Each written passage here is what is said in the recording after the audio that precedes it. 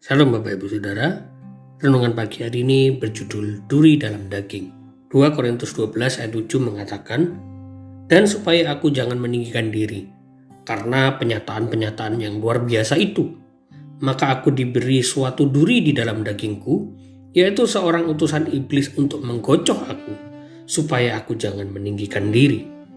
Tuhan memberikan duri dalam daging agar Paulus tidak meninggikan diri, bukan karena Paulus hebat, pintar, atau banyak memenangkan jiwa. Tetapi duri dalam daging itu karena Paulus mengalami penglihatan entah di dalam atau di luar tubuhnya yang Paulus sendiri tidak tahu bahwa dia dibawa ke surga tingkat yang ketiga. Cerita ini agak sedikit aneh karena peristiwa Paulus dibawa ke surga tingkat ketiga bukan karena kehebatan Paulus, tetapi justru karena kasih karunia Tuhan. Kehebatan itu tidak pantas disombongkan. Bahkan kasih karunia Tuhan yang bukan kehebatan kita pun tidak pantas untuk disombongkan. Begitulah maksud cerita ini. Sombong rohani adalah istilah populer yang disematkan pada orang-orang yang merasa dirinya lebih baik daripada orang lain. Tetapi Tuhan tidak segan memberi duri dalam daging pada orang-orang yang merasa sombong rohaninya. Bahkan Tuhan dapat mengutus atau membiarkan iblis untuk memberi duri dalam daging orang tersebut. Ada beberapa penafsiran tentang duri dalam daging. Ada yang mengatakan itu adalah istri Paulus yang menjadi aib Paulus. Ada yang mengatakan itu sakit mata Paulus. Ada yang mengatakan itu sakit kepala Paulus. Ada juga yang mengatakan itu keadaan fisik Paulus yang jelek. Dan menurut saya beberapa penafsiran ini tidak tepat. Karena duri dalam daging ini bukan bermaksud daging secara fisik dan tidak ada kaitannya dengan utusan iblis yang menggocoh Paulus. Kata menggocoh itu berarti pukulan yang bertubi-tubi. Paulus bukan seorang yang lemah terhadap hinaan orang lain, terhadap bulian, karena latar belakang Paulus menunjukkan bahwa Paulus ini orang yang karakternya keras dan kecenderungannya kuat terhadap hinaan orang lain atas fisik yang dialami Paulus. Tidak pernah tertulis di dalam surat-surat Paulus bahwa ia merasa minder dengan keadaan fisiknya. Yang pasti ini adalah pencobaan iblis, karena iblis dikenal sebagai si mencoba. Dan Paulus jatuh dalam pencobaan iblis pada saat itu. Dan kemungkinan besar ketika Paulus jatuh dalam pencobaan iblis, orang-orang di sekitarnya menghina Paulus, sehingga Paulus merasa memiliki duri dalam daging. Hal ini bukan berarti Paulus lemah ketika dihina orang, tetapi Paulus mengerti bahwa Tuhan ingin mengatakan semua orang diperlakukan sama, tidak ada yang spesial di mata Tuhan. Ketika mengalami kasih karunia pun bukan berarti Paulus spesial. Jika kita mengalami pencobaan dari iblis dan jatuh dalam dosa, belajarlah dari Paulus. Paulus tidak stres, tidak menyalahkan Tuhan, dan yang Paulus buat adalah mengambil pelajaran dalam keadaan yang buruk itu, yaitu merendahkan diri dan merasa tidak diperlakukan lebih spesial oleh Tuhan daripada orang lain. Cara terbaik menghilangkan stres dalam situasi yang buruk adalah mengambil pelajaran baik di dalamnya. Tuhan Yesus memberkati.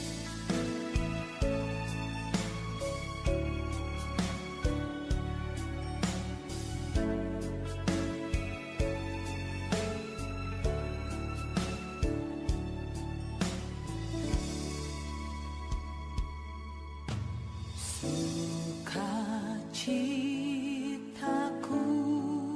penuh, ku bermazmur bagimu, karena ku tahu ku telah ditebus oleh curahan darah-Mu.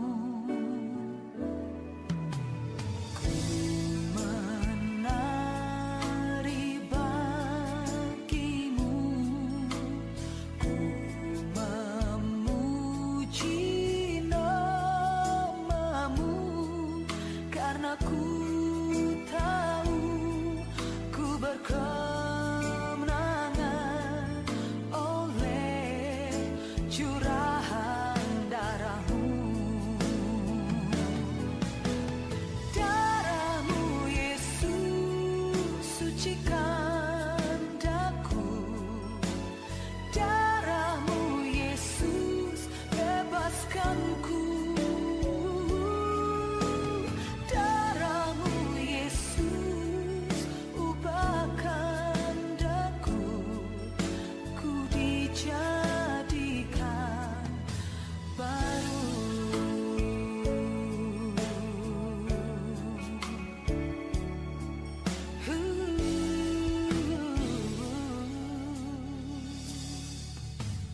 Ku menari bagimu, ku memuji namamu, karena ku tahu ku berkemenangan oleh curahan darahmu.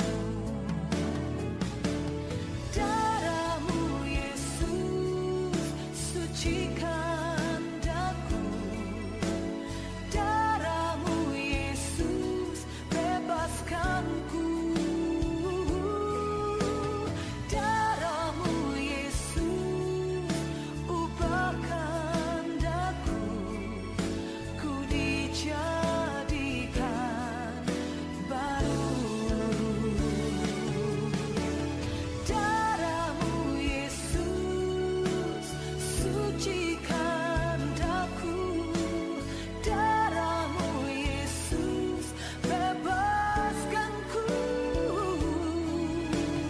darahmu Yesus ubahkan daku, ku dijadikan baru.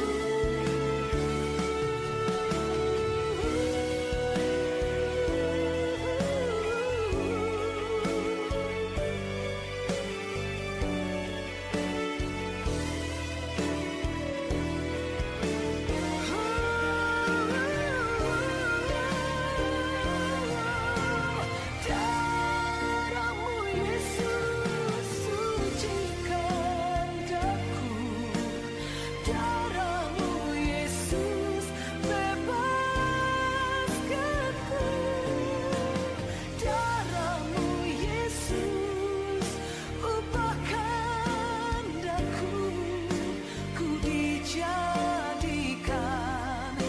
baru.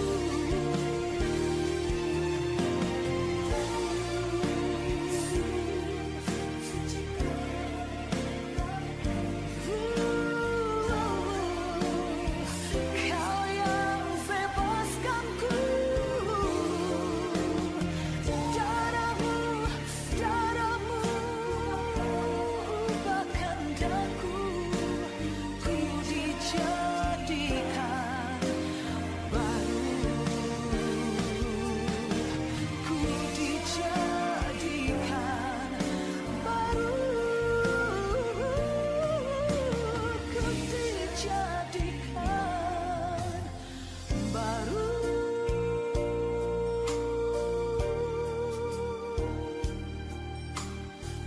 Oh, terima kasih ya Tuhan, darahmu, darahmu cukup bagiku.